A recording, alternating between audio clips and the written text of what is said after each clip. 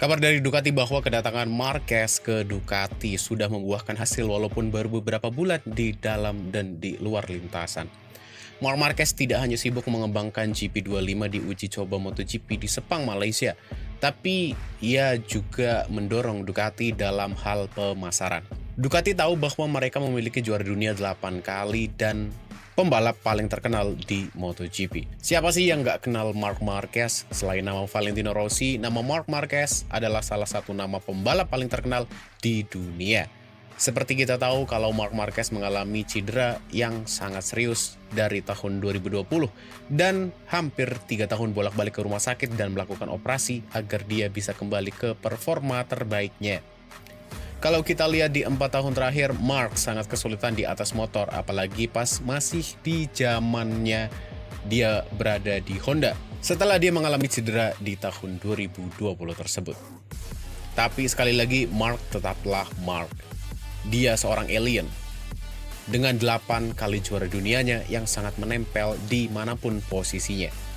Entah itu di depan atau di belakang rider paling pelan pun, dia masih 8 kali juara dunia. Dan gua rasa fans Marc Marquez tidak banyak hilang ketika dia berada di titik terendahnya selama 12 tahun terakhir. Setelah mengumumkan bahwa Marc Marquez akan membela tim Ducati merah, seluruh fans MotoGP menjadi sangat heboh. Ducati mengambil keputusan yang sangat luar biasa, karena saat itu Ducati memiliki Jorge Martin yang sedang berada di performa puncaknya dan sangat berpotensi untuk mendapatkan gelar juara dunia. Sedangkan Marc Marquez saat itu masih berada di tahun pertamanya menunggangi Ducati. Tapi justru karena itulah Ducati segera menandatangani kontrak dengan Marc Marquez untuk tahun 2025. Di tahun pertamanya, Marc Marquez berhasil mendapatkan 2 kemenangan yang sangat manis bersama Ducati di tahun pertamanya. Memang dia mendapatkan motor yang tidak kaleng-kaleng juga. Motor yang dipakai oleh Marc Marquez adalah motor juara dunia yang dipakai oleh Pecco Bagnaia di tahun 2023, di mana saat itu Pecco berhasil mendapatkan gelar juara dunianya yang kedua di kelas MotoGP, atau juara dunia ketiganya dalam karir pribadi Pecco.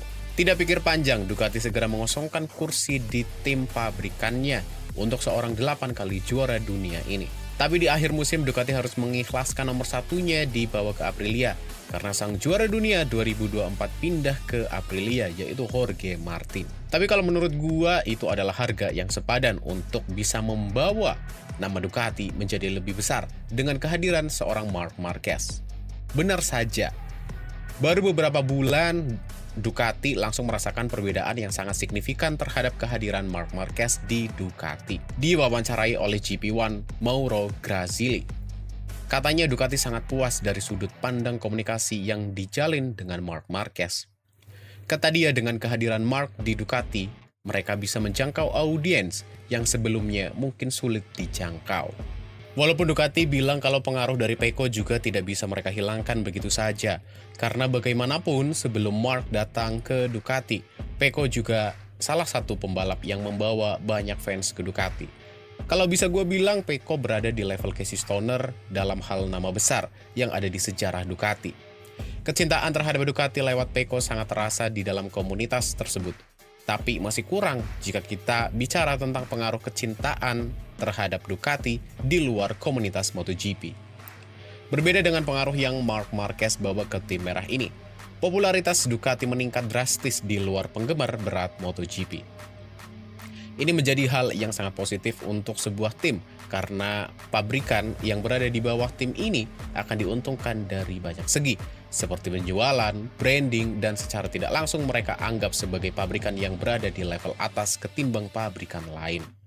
Grazili juga bilang kalau sebuah sponsor sangat penting untuk kelangsungan sebuah tim bisa berlaga di MotoGP.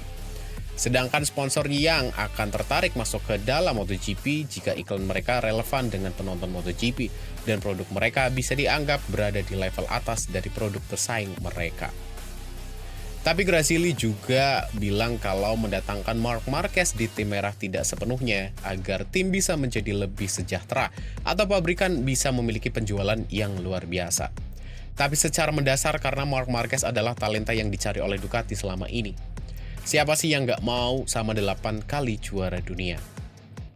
Tapi setelah kepindahan Marc Marquez ke Ducati, gue lihat dia memiliki banyak sekali perbedaan. Karena dia harus melepas beberapa sponsor yang sudah puluhan tahun melekat dengan diri Marc Marquez sendiri. Contohnya aja Red Bull, dia harus memutus kontrak dengan salah satu brand yang paling terkenal di dunia olahraga. Apalagi Marc Marquez adalah salah satu brand ambassador terbesar dari Red Bull.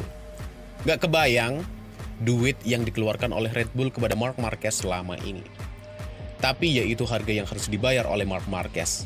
Karena gue yakin kalau Marc sudah sangat ingin mendapatkan gelar yang ke-9. Di era sekarang bisa dibilang motor Ducati lah yang bisa membawa Marc mendapatkan gelar tersebut secara rasional. Jadi apakah Pecco akan terlupakan karena kehadiran Marc Marquez? Kalau menurut gue sih enggak ya. Malah justru ini adalah kesempatan untuk Pecco mendongkrak popularitasnya karena kehadiran Marc Marquez di tim merah. Karena jika Pecco berhasil mengalahkan Marc Marquez dengan motor yang sama dan tim yang sama, maka Pecco akan dianggap memiliki level yang setara dengan Marc Marquez. Walaupun kalau menurut gua dia sudah bisa mendapatkan pengakuan tersebut. Cuma kalau gua lihat masih banyak fans MotoGP di luar sana yang meragukan skill dari Pecco Bagnaia sendiri. Yap, tahun 2025 akan menjadi pembuktian siapakah yang akan lebih hebat, Pecco atau Marc. Udah nggak ada alasan lagi tuh karena mereka berada di tim yang sama. Spek motornya sama, dan pabrikannya sama. Insinyurnya juga sama, cuma memang Pecco perlu banyak belajar terhadap konsistensinya dalam mendapatkan poin untuk mendapatkan gelar juara dunia 2025. Dia harus banyak belajar dengan apa yang terjadi di tahun 2024, di saat dia kurang konsistensi mendapatkan poin. Walaupun dia mendapatkan kemenangan terbanyak di sepanjang karirnya, bahkan dia menjadi pembalap Ducati dengan kemenangan terbanyak di pabrikan tersebut selama ini. Oke, mungkin itu aja video kali ini. Semoga bermanfaat dan terima kasih telah menonton. Jangan lupa subscribe dan like. Bye. Hai.